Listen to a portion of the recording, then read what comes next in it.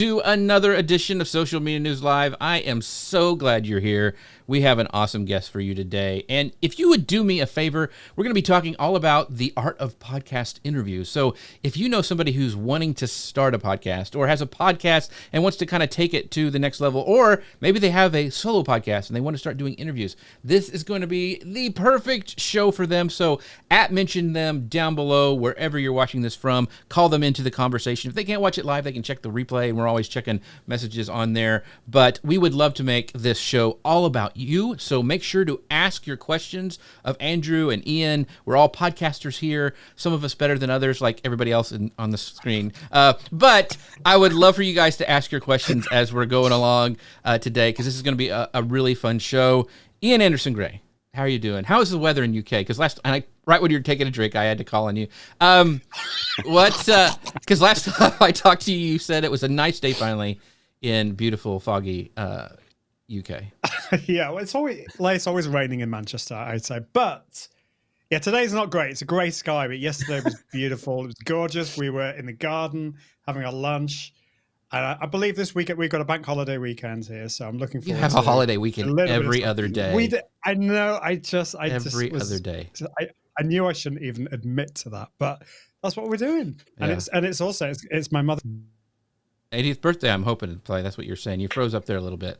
So 80th birthday. Okay. So we've got some Andrew. Now tell me again. Are you from Delaware? Is that where you're from? I'm from Delaware. I tell everybody it's the land where dreams come true, and they have no idea what that means. But it's a magical place over here. Okay, cool. I have never been to Delaware, so I'm have to make a trip there.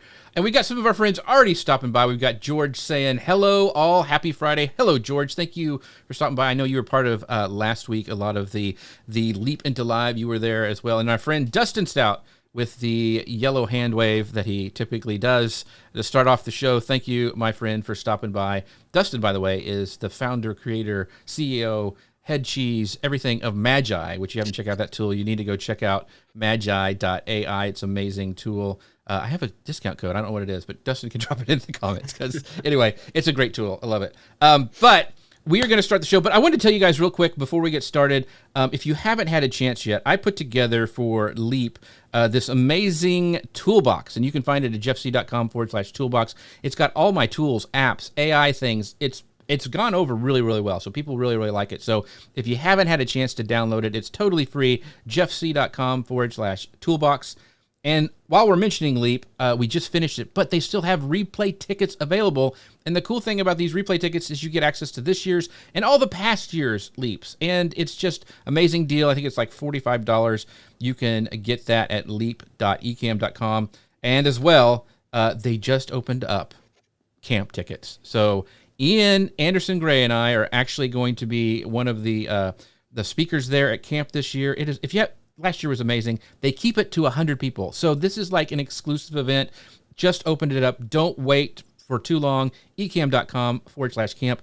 And by the way, starting next week, we're going to do a contest to give away a free ticket. So stay tuned for that because that's going to be a lot of fun. All right. Enough with all of that, Ian. I'm going to go ahead and hit go on the podcast machine, and we'll get started. Sound good? Okay. Yep.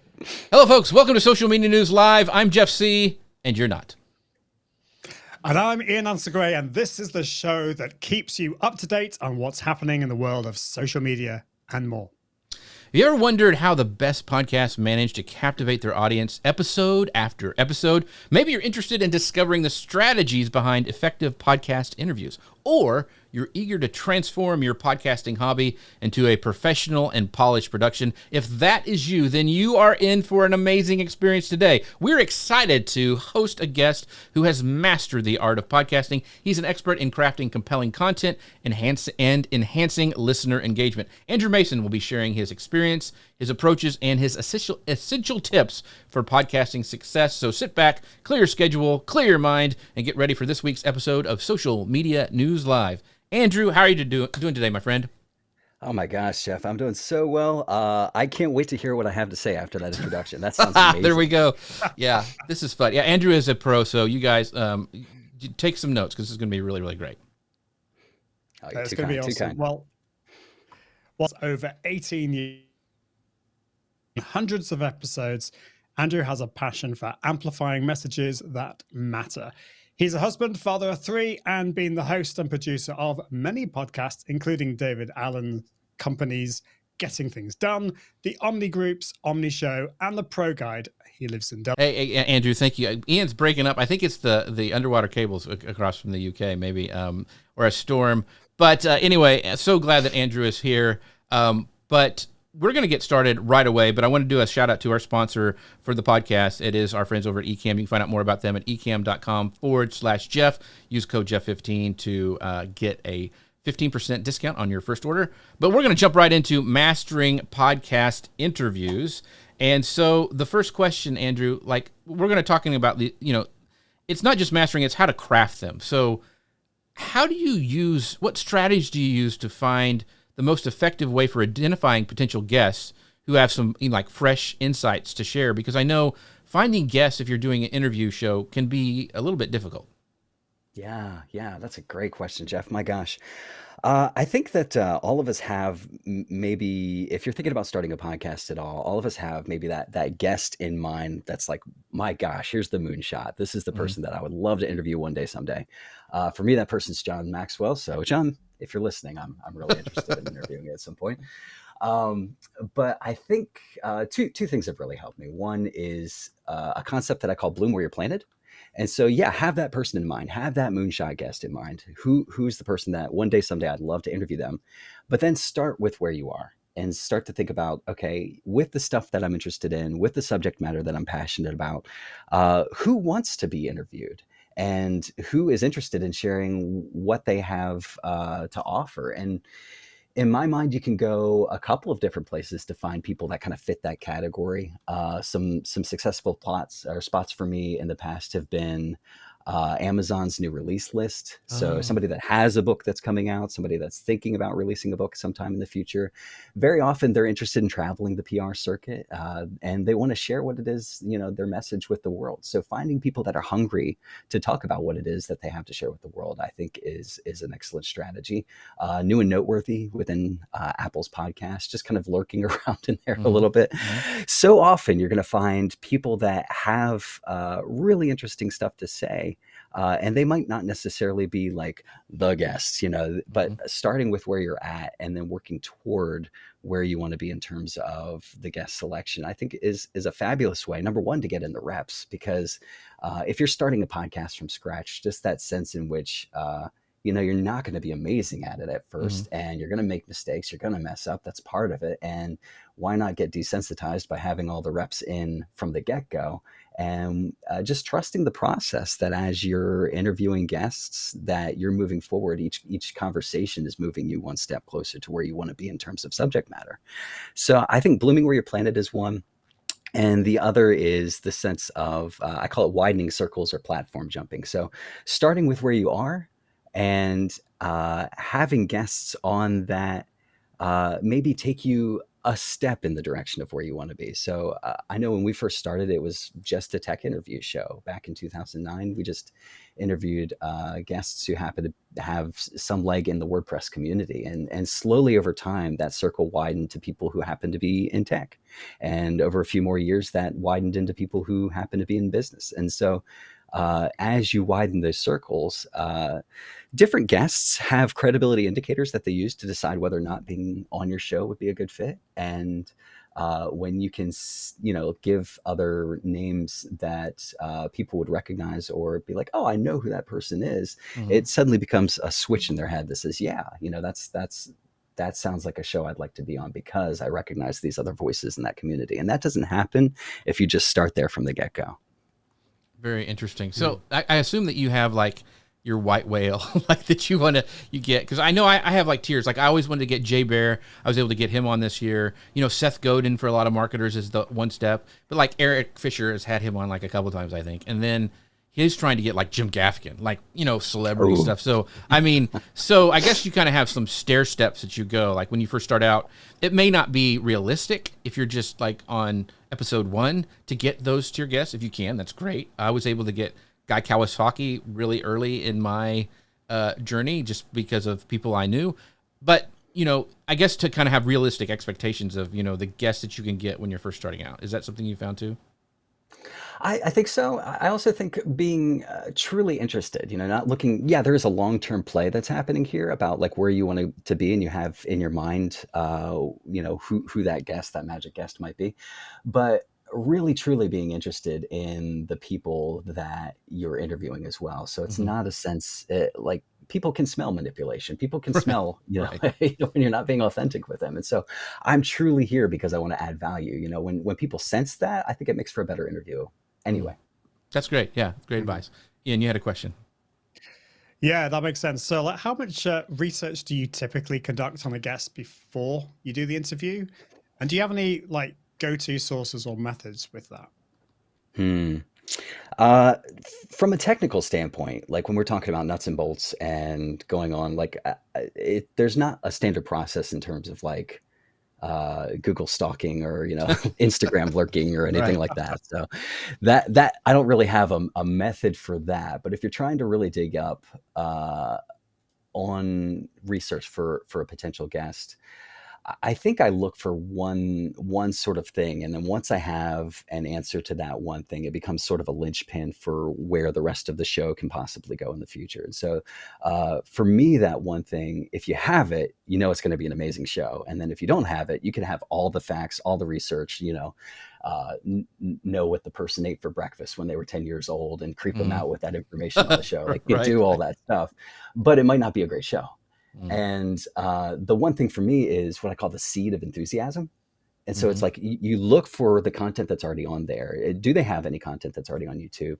And you listen to that, the shtick, the TED Talk, the welcome video, and hear what it is that they're already passionate about. Is there something that they bring energy to that shows up in their conversations or in their bio, and find out what that one seed is, because if you can revolve the questions around that seed, uh, very often it's really really difficult to get a miss. Hmm. It's so easy to get the right interview questions across if you can find where it is that that energy starts to flow, where that enthusiasm starts to show up. And so you can have a lot of prep or a little bit of prep, but when you keep in mind what it is that makes that guest kind of light up, it becomes that much easier, I think. Yeah. That Mm. so one of the things, and I always tease people that I say like, yeah, this is for me, it's free consulting, and I kind of joke about that, but it's also kind of true. Like it's because it's people I find interesting or I've seen or a topic that I want to know about, and I know that they have either talked about it before or whatever. This is the thing. I usually don't have people who ask to be on my podcast. I don't usually have them on unless I've already either been on their show or that I've done something. Usually, when people want to be on your show, there's there's a motive behind it. They want to pitch something to your audience, and I want to provide value to my audience. I don't want to have it be a sales thing. So. My thing is just asking people, hey, would you like to be on? I thought I saw you on this. I think you'd be great. I'd love to learn more from you. And it's that very organic kind of style of kind of interview, finding people to interview.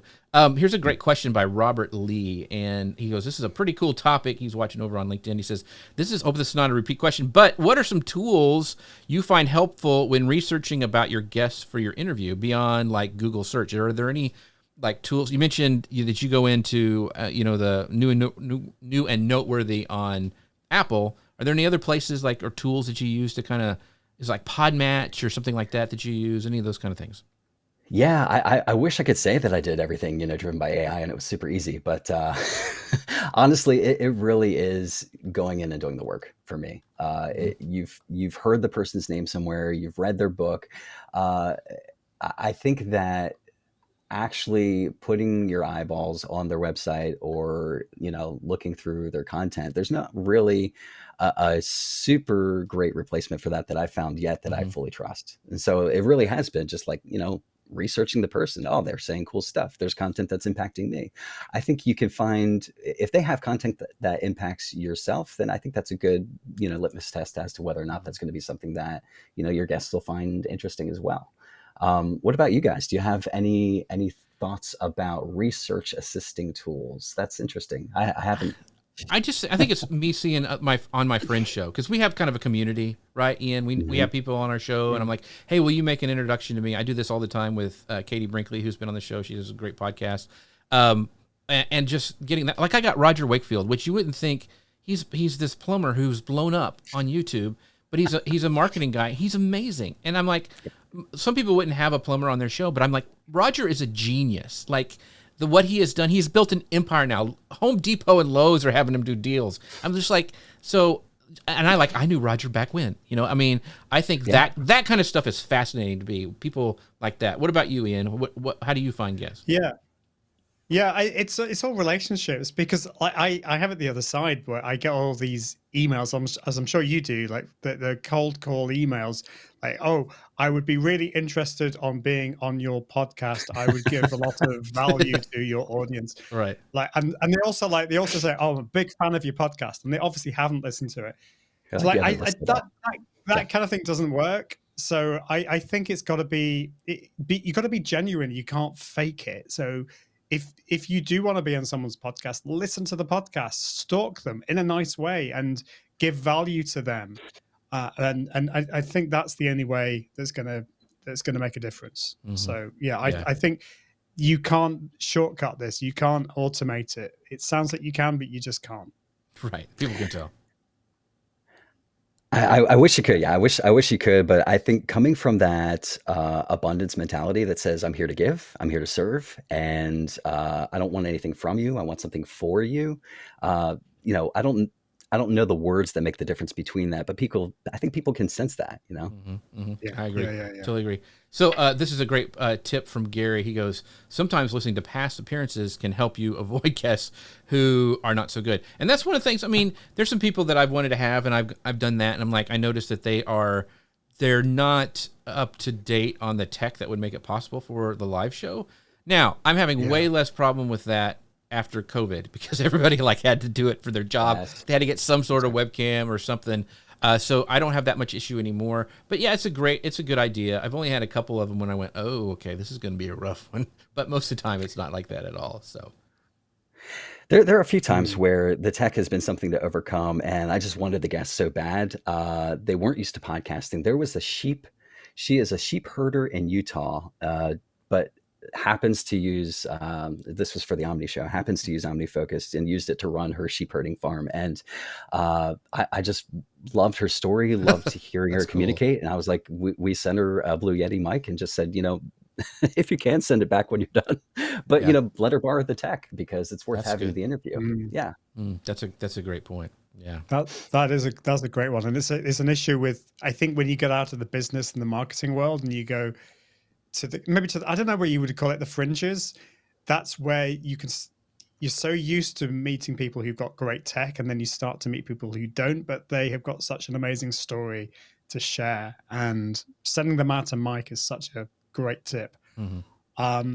So I wanted to ask a question about questions, because when it actually comes to the interview itself, how do you strike a balance between structured and open-ended questions so that you can allow, for both informative and spontaneous responses? Because I think it's important to have a structure, but sometimes you just want to go off on a tangent, don't you? That's so true, so true. Yeah, it's a fantastic question to think about too. Like, how much structure do you want to have in your conversation? And some of that might depend, I think, on how comfortable your guest is with kind of riffing on the fly. I so appreciate, Jeff, that you sent a couple of questions to noodle on beforehand, because in my mind it gave me a direction to take the conversation. And but I feel like if somebody were to throw the opposite at you, if they threw the kitchen sink at you, you'd be able to answer a question pretty quickly because you're used to it. You're used to thinking on your feet. For me, as a rule, I like to send maybe 8 to 10 just open-ended questions, but really it springboards off of that seed of enthusiasm that I was mentioning earlier. I want to make sure that the questions are geared around something that would maybe bring some light and energy into their eyes, and something that they get excited and lit up about. And so it might not necessarily even be in their elevator pitch their shtick, the thing that they're Mhm. known for, but you can see they're really excited about talking about it. So if they want to talk about their dog, like let's throw a question in there about that for sure. Mhm. I think something that helps with that is those 8 to 10 questions don't feel so over structured, but like you were saying, Ian, they give you the groundwork that if the conversation really goes off the rails, we're all talking about burritos that we had for dinner and we need to bring it back real fast, So just look at the next question in the list. You Mhm. have this kind of framework, this sequence that helps guide you along the conversation. But in the moment, I think you'll be able to tell when the conversation's happening. In the moment, if you see them excited, they're bringing their energy, they're bringing their passion to a certain subject that was maybe triggered by one of those structured questions, and you feel something that just scratches a little bit deeper show up for you, ask the question, because Right. I feel Yeah. like that's where the magic shows up. Right. Yeah. Absolutely. So it's Yeah, funny that and this is Robert has another great question over LinkedIn. He goes, out of curiosity for everyone, do you prefer prepared questions versus organic questions coming from the convo on the day of the show? Now this is really interesting to me because this is more of a controversial topic than I thought of. Like even on Leap last week, Doc was saying no, never send questions, make it all things, really organic. And Lou Mangello, my friend Lou Mangello, who does the WDW radio podcast, same way. He thinks no questions. He prepares he really researches his guests, but he just doesn't do questions. I come from the thing is like I've had people so nervous to be on the show for the first time that they need that structure. So we do the structure all the time, and I say if you don't want to look at the questions, don't look at them. So this is a really kind of controversial thing between podcasters and live video people. And you kind of go a halfway kind of thing. You only give like 8 and then kind of go maybe off of that. So does it really, I guess it's what you feel comfortable with. What are you guys' thoughts? Andrew, I mean, you have the 8 questions. Do you give more if they ask, or how do you handle that? Usually if I send the 8 questions, I'll get an email response that says, that's fabulous. Thank you so much. These are thoughtful. Love it. I'll be ready. And that's the end of it. For the 10% that say, hey, can you dive a little bit deeper? I'll actually ask the question after those 8 questions. Also, is there anything that I didn't ask that you'd love to talk about? Because very often, somebody has just this new thing that I haven't heard of, even though I've researched them, that they're like so jazzed about that, man, that's going to make the show if they talk about it. So giving them the space to be able to have that conversation. And then this is a little bit of a cheat code for post-production, versus live. But if you've had the interview, re-asking that again, because very often they'll be riffing on something halfway through the show, get sidetracked by the next question, Right. and kind of make a little mental bookmark in their head thinking like, man, I would have loved to have talked about that, and say, okay, like now that the conversation's over, before I hit stop on recording this thing, is there anything that I didn't ask about that you wanted to be asked? Or is there anything that, man, if I just gave you 5 more minutes or asked you about that, it would just, send you off in a different tangent? And sometimes I'll get some really great stuff from that because they had the conversation, it sparked, ignited the imagination a little bit and put them in state and they're ready to riff on something. And it wasn't anything that any of us had planned for. Yeah, that's a guy has learned that technique. Is that he'll say, what did you want me to ask that I did not ask? And that gets him some great stuff. Now it's kind of hard to do on a live format. I've done it a couple times, but it does get some of those things out. So we got the comments are going fast and furious. This is from my daughter actually. She goes, "How can you get some deeper responses from your guests rather than the sort of canned answers they've given to other people before?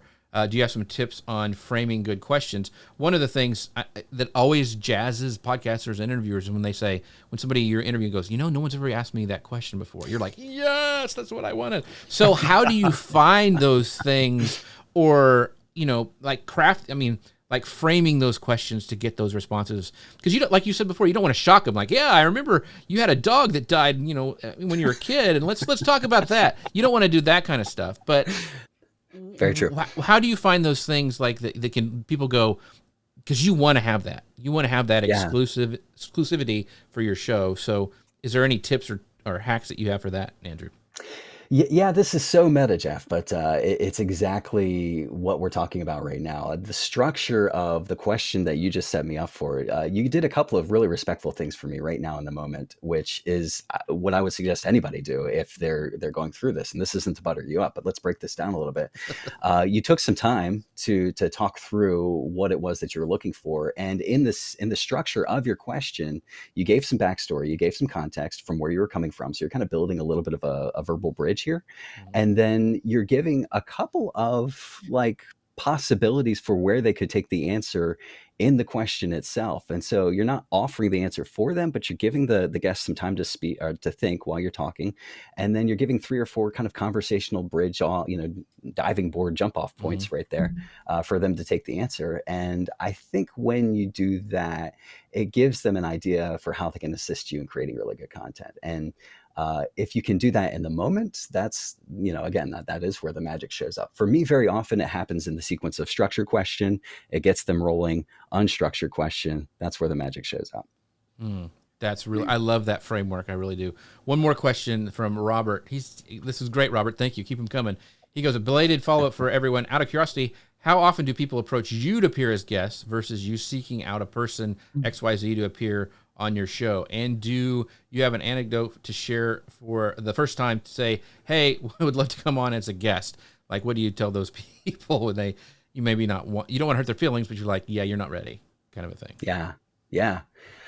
I lean in toward what Ian was saying a little bit. So some emails you get, it just feels mass produced, and I feel the freedom not to answer those. So it's just like, you know what? I feel like they just sent this email to 300 people, and I'm probably one of them. So I'm not going to go ahead and give myself the open loop of having to complete that and respond to them. For people that I really feel like, hey, they are interested in the show, and they're, for whatever reason, curious to be interviewed, then I'll give them the due diligence of looking them up. Hey, maybe this is, their second or third interview and they're trying to gain some traction. And I'd love it if somebody did that for me, when I was first starting off, and they did. Mhm. So being that for them is okay. But if you look in there and you really see, you know what, this is not necessarily a fit for whatever reason, for communication reasons, for experience reasons, or just a fit for your show. I can't remember if it's David Heinemann or Hansen. Somebody from 37 Signal said, you know what? You don't always have to give. I mean, you can be kind and give a reason, but you don't have to give a reason. You don't owe the person an explanation for why they're not showing up on your show. So I believe in kindness, but no is a perfectly acceptable answer as well. That's great. That's great. Yeah. That's good advice. That's good advice, because I probably overthink the response sometimes to that. Can you share a time when an interview didn't go as planned, and like share with us how you navigated that situation? Outside of right now? No, yeah, touche. No. And we're done. No, thank you. No. Yeah. So many, too many to count. My gosh. I think one of my favorites was I was having, and this was back when Skype, was amazing. So it was like 2011, 2012, and a moonshot interview for me was Mike Nelson. His name is Mike Nelson. He was the actor on Mystery Science Theater 3000, and I love that show. Yes. Where they make fun of the movies, and it's for whatever reason, I reached out to the PR people, and they said he'd be on the show, and it was a short call. He had to be somewhere. And halfway through the call, everything, and he's in the middle of a fantastic story. Like his energy's there, and he's getting to the crescendo of the story, and the call just, drops. Oh, no. And I'm in rural Delaware, so it's like, it takes us about 7 or 8 minutes to get things going again. And it's a really difficult ask to tell somebody like, hey, I know you were just really excited, and that was really draining, the last 8 minutes of us trying to pull this thing back together and get you back, get the momentum back together and stuff. But can you act as excited as you were just then so I can make this happen and show up again? And he did great. And, the podcast pulled together, and that's the beauty of post-production, is you can, say something as if you were interjecting in the moment, and then, bring the rest of his question or, the rest of his answer back in. But having so many of those things happen, at first it's like, oh, this is the worst thing in the world that could ever happen. The world is ending. And then you realize, No, it's not. Yeah. No, it's not. There's so many times that can happen that it's almost like a desensitization process. At first, it really, really hurts. And then over time, you're like, you know what, we're going to figure it out. And uh, actually, it's super freeing. It gives you that space to kind of reconnect with why am I here in the first place? Who I had one guest that I didn't realize this was a person that was back when tech TV was like a thing. They were a pundit on tech TV. I admired them, had them on the show. And I didn't realize that they actually had flipped the tables and they were live streaming and they had me on their show. Oh And gosh. that was not a pretty thing at all. They were not making fun of me, but they were kind of having some light at the situation. And it's, over time, you realize that the worst thing that could ever happen, if it happens, it's not the end of the world. And if you truly enjoy doing it, you just keep going. I mean, that's it. Tech stuff's going to show up. Bad guests are going to show up, and you can decide what to do after having them on. And you're still here. That's how resilience happens. That's right. Yeah. So I'm going to do a plug for Ian's podcast. I had one of those things as well, and I told that story on a recent episode of Ian's podcast about one of my first live streams. It's actually when I had Guy Kawasaki on for the first time, and some bad things happened. So you'll have to go and listen to that show. Is it the Confident Live Show? Is that what it is, Ian? Yeah, Confident Live, Okay. yeah. Yeah, so go check that one out. A little plug there. One of the you mentioned, and I loved your kind of the way you plan out your show, where you have structured questions, then you have them answer, and then you have like an unstructured question, and then that's kind of where the magic happens. So I want to talk about that a little bit more, about the tips you have for creating some space in your interviews for making those kind of things happen. Because I mean, we've all had those guests before where, and this kind of goes back to like the worst thing can happen, where it's like they're giving you one word answers, or you're like, and it feels like you're just pulling everything out of them. You're like, and they say yes. You're like, okay, can you tell me more about that, please? And it's, it's so. How do you create space for those magic moments? And then, kind of on the back of that, like when you have those struggles of like people aren't giving you the answers that you need, what do you do? Yeah. I think there's no replacement for, and I think I mentioned this earlier about being truly, truly curious about what it is that the guest has to say. So if you're truly curious, there's also a seed of commitment back there too. I'm committed to bringing out the best in you. It's not like a firehouse, fire rescue where you're pulling somebody out of a building, but it's like, even at your own expense, I'm going to do my best to ask the right questions that bring the right information out, because we both care about, creating a good show and having the right content show up. And so sometimes that might be an uncomfortable question. Very often it's just truly, truly being curious about what the person is answering and saying in the moment, and digging that little extra bit deeper to think like, okay, so why is that? I think some catch-all questions that have showed up for me that I've relied on, where it felt like, man, I really am, trying to pull teeth here, and they're just either having a bad day, they were up till 3 with their kids, the energy's not there for whatever reason.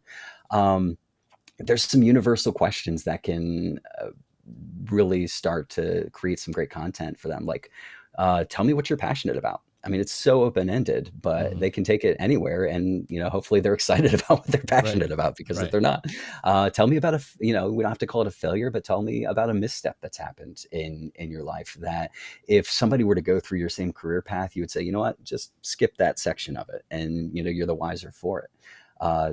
Tell me about just something that you're excited about right now. Having just a few 3 or 4 open-ended catch-all questions, I think that's kind of the safety net for when the acrobatics happen, and you're like, okay, this will keep us all from crashing and burning if we ask one of these. Yeah. So before we move on from crafting these engaging questions, I want to ask, are there, other than yourself, like where could somebody go and say, okay, that you look up to as a great interviewer? Like you go like, okay, go to these podcasts because this guy knows how to interview, or this lady knows how to interview. Do you have some favorite people that you kind of hold up as mentors for asking great interview questions? Wow. I think I can give you 2 people maybe, but rather than these 2 people, you'll hear a great question show up from multiple individuals, and it'll just kind of like, oh, I need to ask that. That's a really good question. A buddy of mine who hasn't been podcasting for maybe 2 or 3 years, had a great question about, what were you like when you were 10, and just open-ended enough that it really gets somebody to kind of start digging back and, uncovering some thoughts that they hadn't had in a while. I mean, that's one I'll bring out every so often. But mentors or people that I would consider mentors from a distance. There's one person that really inspired me, and he was less podcast, but more interview, just in live environments. His name was Ken Coleman, and he actually has kind of climbed the ranks over at Ramsey Solutions. And I don't know if he's like second or third in command for Dave Ramsey, but he'll like show up on Dave Ramsey's show every so often. And knew of him back in 2008, 2009, when he was just kind of doing live conference questions. And he really just had some well thought out questions that he was present, with the guest in a way that you don't see a whole lot of people being present with. And that, I think, level of intensity sometimes is unsettling for people that aren't used to it. But for very often, many people are like, man, I've got a real person on the other side of this conversation. And they'll respect that and want to honor that. So he really brought that to interviewing. I've really been interested in that. Another is just a life mentor, David Bullard, not on any platforms, not on any podcasts, amazing guy who lived in New York, lived in Delaware for 7 or 8 years, and helped teach me a bunch of stuff about truly being authentically curious and not trying to put on airs or become like the, whatever the Ty Lopez's or Grant Cardones of the world, where you pose by the Lambo. Like, just be yourself. People are truly interested in you. Sometimes it's difficult to come up with, be okay with that. There's some soul searching that shows up where it's like, hey, I need to be okay with being me first before I actually have a conversation or question. That's a great point. One of the, this is some from Gary. He goes, Swisher is a pro. I also really like Mark Maron. I like to go, I'm so old, but I like to go, I can't remember what's one of those free, like Pluto TV or whatever, but they've got like Johnny Carson shows, like just running all the time. And I love how he weaves humor into his questions and asks questions of guests. So I like those old school kind of interview guys and the way they do it. And so I learn a lot from them. Gary says he had his own style, but I love watching the Actor Studio host, James Lipton. Yes, he's another great one. Oh my gosh. Yeah, what is your favorite curse word? Yeah, I remember that. And then Kira has, and so we're going to move on to this next section about optimizing your podcast production, because Andrew's really great at this. But in that vein, the amazing Kira had a question. These are awesome insights. She goes, do you leverage any tools like Podmatch to find people outside of your network to be part of your show? Would love to hear any feedback on platforms like that. There's a couple different ones. Podmatch is a great one. Sanfilippo is his last name. I think it's Alex Sanfilippo is the one who runs it. Very, very well done. Great stuff. What are your thoughts on like those pod matching services? Have you used any? Would you ever consider? Or especially for people who I guess are starting out, would you maybe suggest those? Yeah, I would consider it. I mean, if something new comes out, I'm open to new technology, new ways of searching. I think for starters, if you're just kind of getting your feet wet, there is no replacement for your network as it exists right now. Who are your friends? And even that second degree, a great tip that our mutual friend Ryan Coral taught me was, the second degree LinkedIn search. Type in the word podcast for friends of, or second degrees off of your connections and see who shows up. And then maybe ask for an introduction there. I mean, that's a great way to go about it. So don't use the excuse of needing a new tool keep you from getting started, I think is what I'm saying. That's a great point. Yeah, use your network, because then and it also makes you more comfortable. You're not nervous for it's almost like a blind date, like some of those pod matches. You've got to do your due diligence because you just don't know what's going to happen.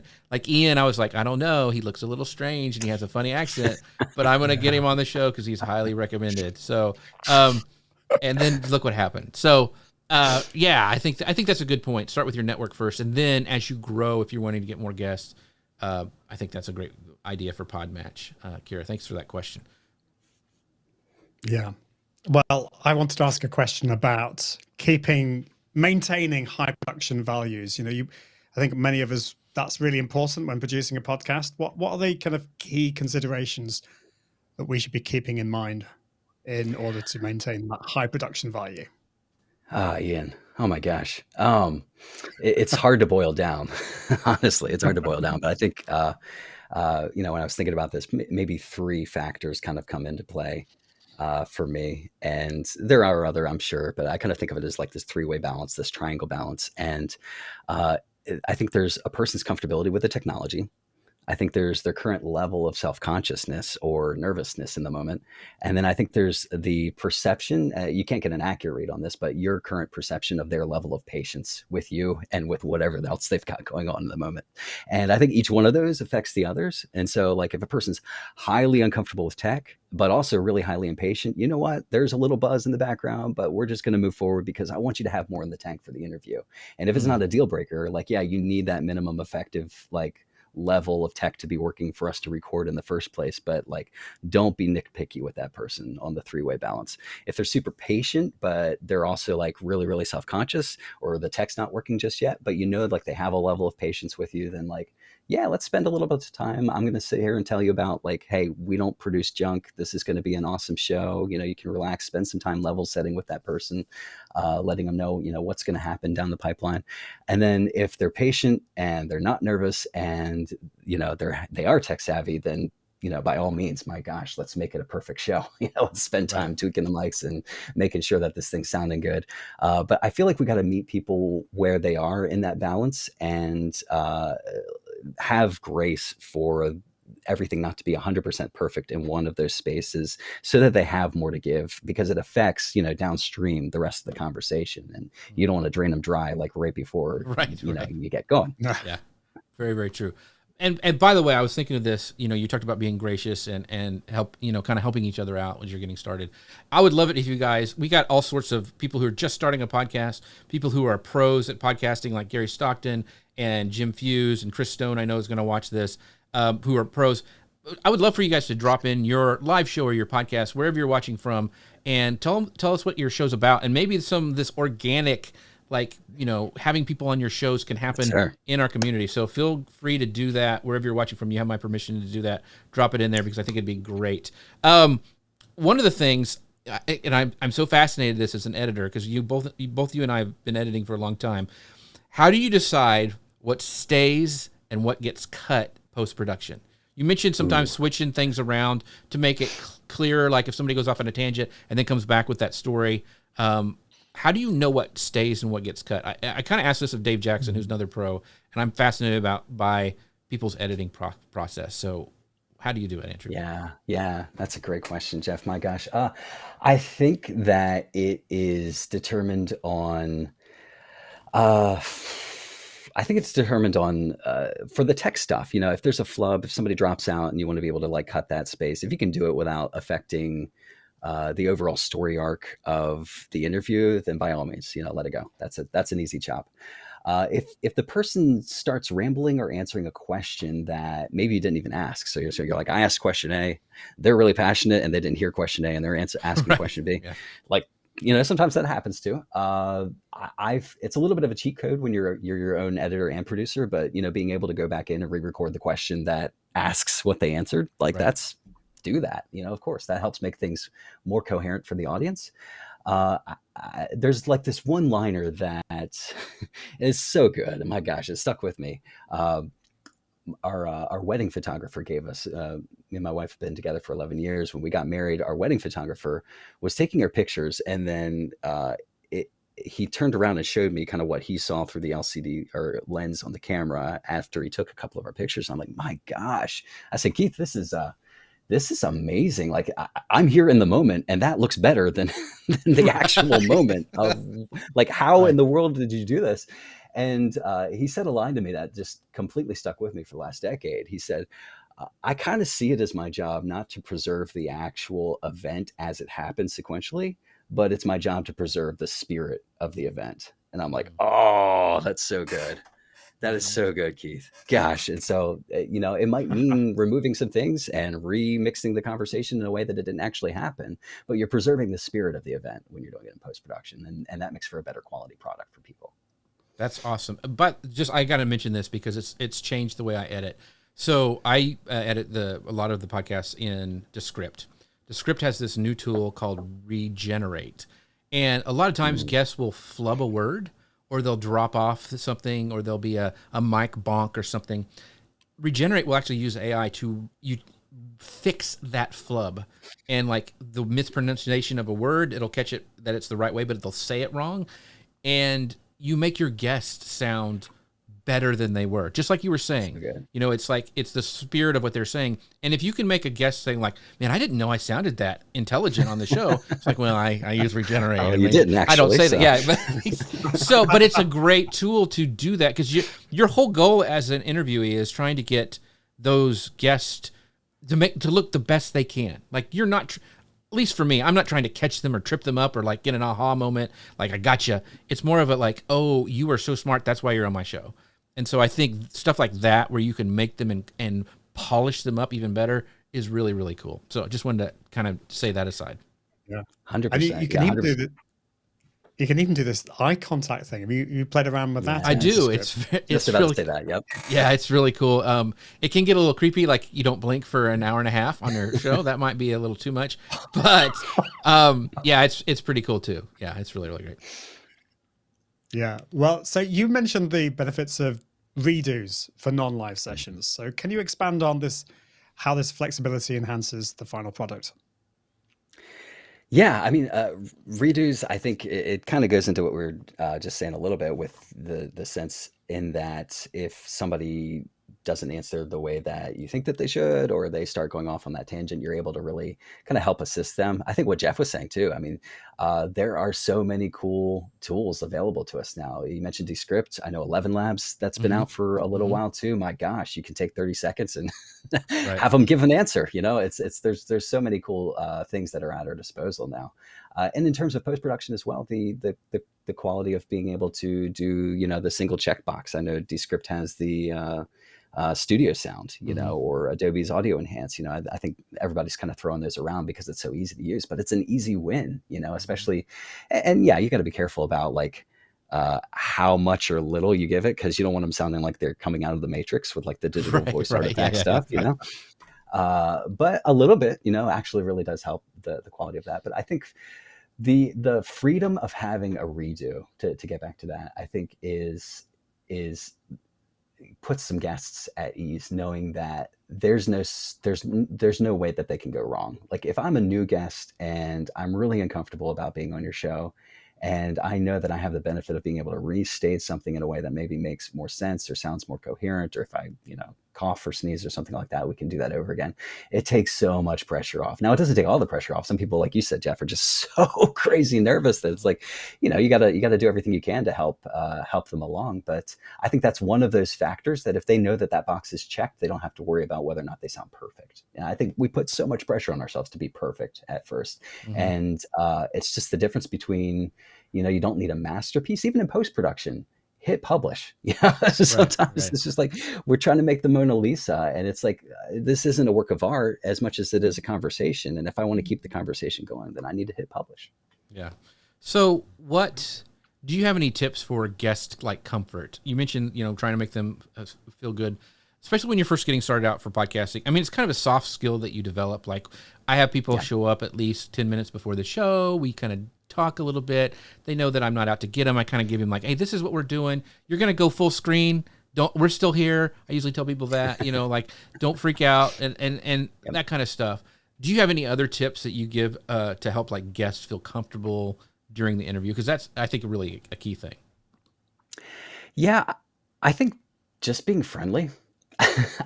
Like you were saying, you know, people don't feel, as long as they feel like you're not out to get them, you know, the gotcha, like even saying out loud, and you've done this too, Jeff, is this is not a gotcha podcast. I'm here to help, you know, make us both look good. Both of our reputations are on the line. So there's no possibility in which you're going to sound like junk in this. Either it doesn't get released if, you know, all heck breaks loose, you know, but there's no world that exists in which you don't look good in this. I think. And then being I lean way back into that authenticity too, where it's like, I really do care about you. I really do. Like, I'm here listening to what you have to say because I care, and this moment matters, and I want to share that with other people. When people can focus on that, it gives them that freedom, I think, from ego to worry about, how do I look? What do I sound like? And get into what it is that they're really there and passionate about sharing about. I think the quicker we can transition them into that space, the better. And those were some really good tactical things that you just mentioned, Jeff, about, hey, this is what you look like when you're full screen. Right. This is what you sound like right now. Like having that desensitization show up first, so that there's not like a scary, like, oh shoot, like I'm live. There's the red light, Yeah, right. Exactly. I used to actually turn off the red light when I would go to people, because you could toggle that off, because they would go, okay, I'm ready now. And I'm like, well, we've been filming for, 10 minutes. So, because that's when you usually get the best, they're most relaxed. And I've been like, we've been filming. I would turn off that red light because I got the best answers. Real quick. Oh, this is great from Kira. She goes, redos, put interviewers at ease too. Jeff literally saved our broadcast because we had technical glitches. Not only was he to redo questions, but he brought in Ecamm to save the day. Yeah, we were having some issues with something. And Kira's a great interview. She does a great job interviewing people. And so we just switched over. It wasn't that big of a deal, but it was fun. But it does give me a perfect segue into our show sponsor, which is Ecamm, because they are amazing. They are what make this show possible. Ecamm.com/Jeff. They're amazing people. Make sure you check out the community on Facebook and Discord as well. Ecamm.com/Jeff. Save 15% by using the code Jeff15 on your first purchase. One last question, because we're getting, see, like I said, Andrew, we wouldn't get to all these questions. You warned me. Yep. Because I love this stuff. What are some common like production pitfalls that emerge that, first time podcast people or producers should avoid? Like things that if I could go back and tell myself when I first started podcasting, this is what would have saved me a lot of time. I think if this is the first time that you're kind of diving into like, I want to have a platform, I want to have an audience, I want to share stories, and it's fresh to you. Being okay with not being Tim Ferriss, or being okay with not being, whoever that person is, that's the best that you think out there. We mentioned the painting, the canvas versus the conversation. Mm-hmm. Like, don't overproduce it to the point that it just takes so much time. And this has been a really hard let go for me because, 17, 18 years of video production, I want to make it look perfect. And it's a personal struggle for me to say, you know what, this is good enough. Not another person is going to look at that one time that person coughed. I got to let it go, it's having the control released to say, I'm here. And you mentioned this, I think it was a show or two ago about, acknowledgement. I'm here to have a conversation with you. Mm-hmm. And so having, you have to have the content show up in order for the conversation to occur. So I would say, lean into conversation versus canvas, lean into producing, and just be okay with the fact that over time, what you've created the last 3 years, if you're improving, is going to be embarrassing, and that's okay. Like I think we all look back to something that was done a decade ago, and not just in terms of quality, is it HD or not, but like, man, like that was rough. And maybe you'll delete that, maybe you'll take it offline, but let's, I think. If you go back, the shorter the beard, the worse the production value. Is usually what happens. That's the way I measure it. So I totally agree. So Ian, let's go with a final question, because I want to do one of the sections we did, and then we'll move on. So. Yeah, no, well, this is something that I'm spending a lot of time on at the moment. I'm not the greatest short form vertical video lover in the world, but I'm spending a lot of time thinking about it because a lot of people are. And so like when how do you choose which segments of your podcast to transform into short form content like Reels or YouTube Shorts? Because there's a lot to choose from. How do you go about doing that? In post-production, I'm sure this can happen in a live environment too. Jeff's probably ticking off moments where, there was a mic drop moment somewhere, either for the guest. Hopefully we've said something of value here today. But there's a mic drop moment either from the guest, a soundbite, something that shows up where it was personally impactful to Jeff or Ian. And they're like, oh man, I need to go back to that. I think take personal note of those as they show up.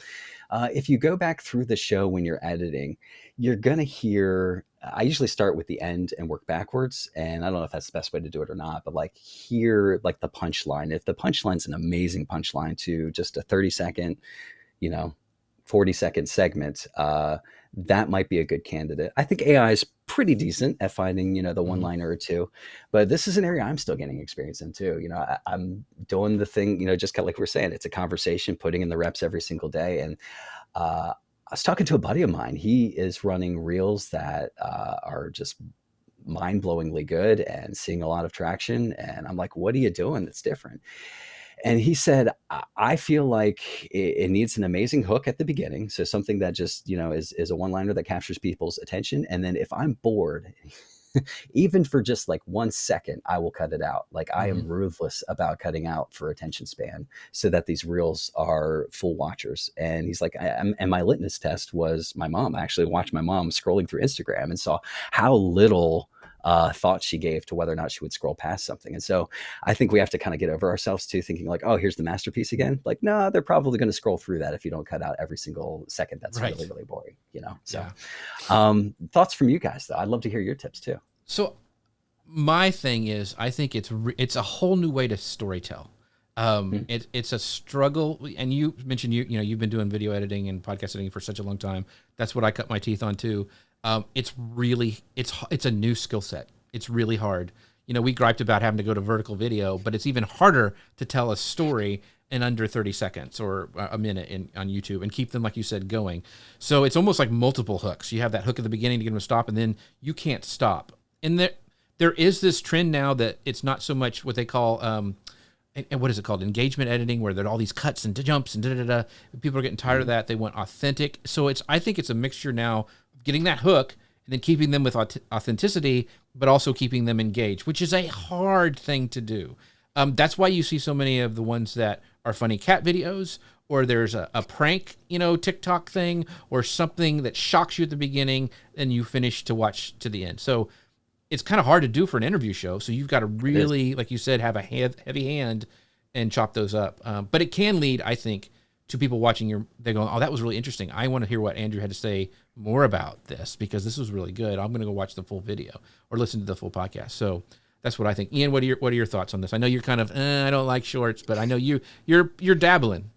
Is that a word in the UK? Yeah, well, but you have to differentiate between what you like and what consumers like. And like, I'm not into TikTok or Reels, but like loads of people are. So, and if you are wanting to expand your audience, you have to do this. I think that's where I've got to, I think. But the landscape is constantly changing. TikTok before, it was like 10-second videos, and then they wanted a minute. And now they're trying to get you to do longer. So like up to 10 minutes. And we're in this kind of really interesting period of time where like we've been told that we should do really ultra short, ultra processed stuff, which I think we should definitely be doing. But we should also be thinking about the more raw, authentic stuff, particularly as AI becomes more ubiquitous and takes over the world and all that kind of stuff. We know I actually think longer form as well. So maybe like 3-4 minutes experiment, and that's the thing. You've got to try these things and work out what's going to be right for you and your audience, and what's right now may not be right in a month's time. That's right. Just got to keep experimenting. That is very, very true. We've got some great comments. First of all, from Gary Stockton. He goes, I like it when George B. Thomas, who's another, I need to get him on the show, says on the Marketing Profs Podcaster, did you hear did you hear that, listeners? Let's wind that back. So I think that's a great way to engage people, have a hook. And he also says, I try, and this is super smart, Gary, I do the same thing. He goes, I try to standardize 60 seconds max so it works on TikTok Reels and Shorts. Yes, you bet. Repurposing, baby. That's the way to do it. And this, I think, is from earlier, so maybe Maurice is watching earlier. He goes, I keep getting asked by guests to get the questions before the interview. They want a hard list. I don't vary from, I prefer flowing unscripted interviews, though. What should I do? You guys tell me if I'm wrong. I would give the guests what they want. Is because you're trying to make them as comfortable as possible. Thoughts? Ian, I'll go with you, and then we'll wind up with Andrew. Yeah, I think you do. You have to think about your guest and making them comfortable. But I think you also need to learn to be more intuitive. So hopefully, like as you go through the interview, you can tell whether you are able to ask another question, and it's almost like asking a question without them even realizing it, that you're deviating from what's on the page, and they haven't even realized it. I think you need to, keep looking at them and making them feel comfortable.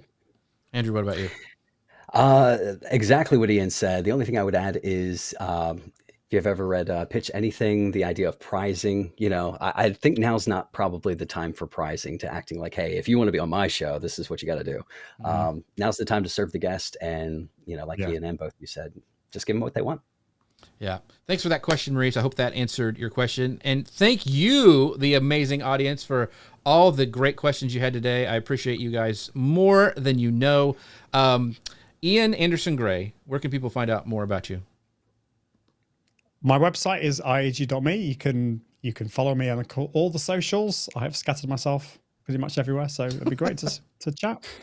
And you've got a podcast too as well that's a new one. So talk about your Smart ADHD podcast. Yeah. So there's a new podcast called the Smart ADHD Podcast. It's for smart creatives and entrepreneurs who are navigating their lives with ADHD, and we look at interviewing guests, experts, and also creatives with ADHD, looking for smart strategies to help. So yeah, it's been great fun. Awesome. Andrew Mason, thank you so much for so much great content today. There were so many. I can't wait to repurpose this one. This is going to have a ton of stuff in it. We just have to chop it up. It'll be hard to have a heavy hand. But where can people find out more about you, your services, and all the stuff that you have going on? Yeah, all the socials is great. As Ian said, YouTube, if you head to YouTube, type in the ProGuide, all one word, podcast. That's my show. And we do interviews with thought leaders in business, technology, creativity, and productivity.